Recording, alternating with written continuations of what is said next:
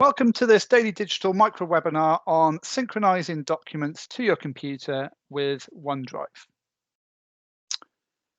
OneDrive is the place to store your personal Cardiff Met documents. Cardiff Met documents that you generally don't want to share with other people. OneDrive can be accessed through the web, through portal.office.com. But the documents on there can also be synchronized to your computer so that they appear in File Explorer, for example, allowing you to access them more readily and allowing you to manipulate them by cut, copy and paste, and a range of other features that make it convenient to work with your files. So in this micro webinar, I'm going to demonstrate how to synchronize the documents to your computer, if that's not been done already, how to work with the files once they're on your computer, and the requirements for using the synchronization facility. So first up, installing the sync client. So for Cardiff Met computers, it should be there already.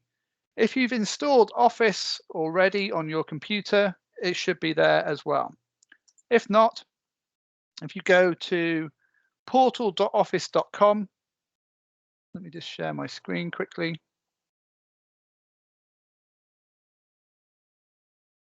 Portal.office.com,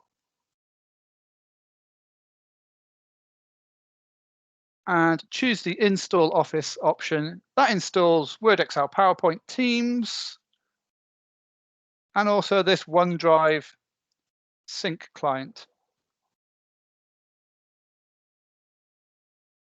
that synchronizes your documents to your computer.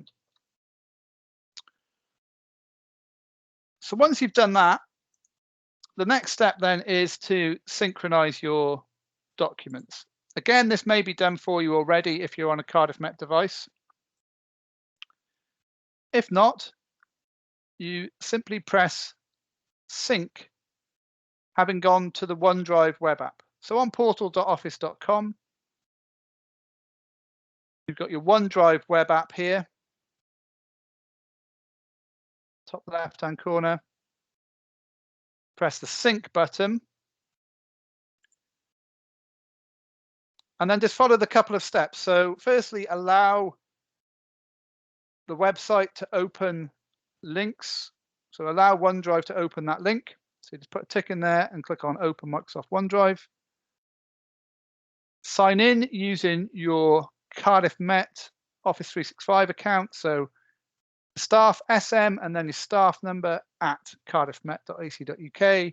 For students, ST and then your student number at outlook.cardiffmet.ac.uk. And then that should synchronize the contents of your OneDrive to your computer. So once you have that done, what can you do with the documents once they are on your device, as it were? Let's have a look. I'm using the training account here. I've done that synchronization. So in File Explorer, which is this little program here, that's on Windows, or on a Mac, it's Finder. The contents of my OneDrive are now shown in File Explorer. So I can access these files as if they were stored on my computer. They're actually still stored on the OneDrive cloud until I need them. So that's what's indicated by this status column. So if I need this spreadsheet, if I double click on it, it will seamlessly in the background download that file from my OneDrive.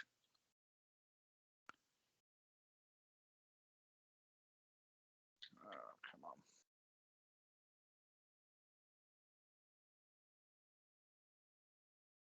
Trying to get out of the Zoom, which is difficult when put on a virtual machine. Yeah, I'm going to have to do that. Okay. Okay, so that's opened that file and it's now actually on my computer, as indicated by this little icon here. So when you have files on in your OneDrive using the sync client, you can do things like move them around. So if I wanted to move, say, these files, I can hold down Control to select them and drag them to, say, this training files folder. I can do so as if they were stored on my machine. So OneDrive will actually synchronize those changes in the background, and it will be reflected on the web version as well. Let's say you always wanted a copy of a document on your device. So if you were going offline, you'd be able to edit it. You can right-click on a file or a folder and choose Always Keep on this device, and it will always keep that version of the file updated on your device.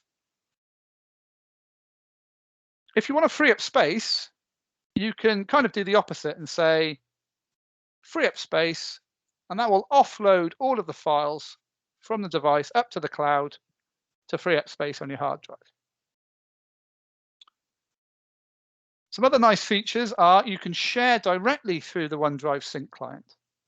So if I right-click on a file and choose Share, notice it's the Share with the OneDrive option next to it, not Share with Skype or any other option. It brings up the OneDrive sharing dialog, which you might be familiar with. Remember, the secure option there is specific people.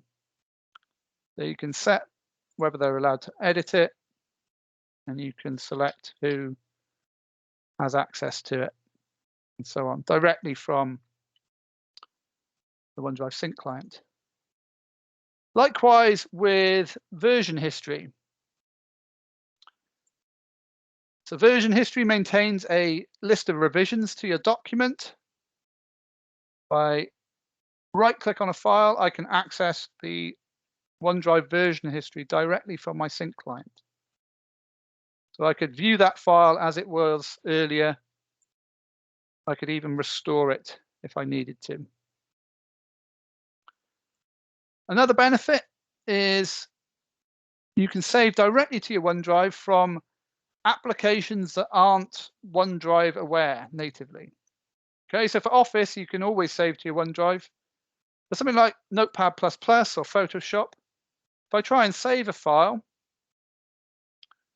I can now use the OneDrive entry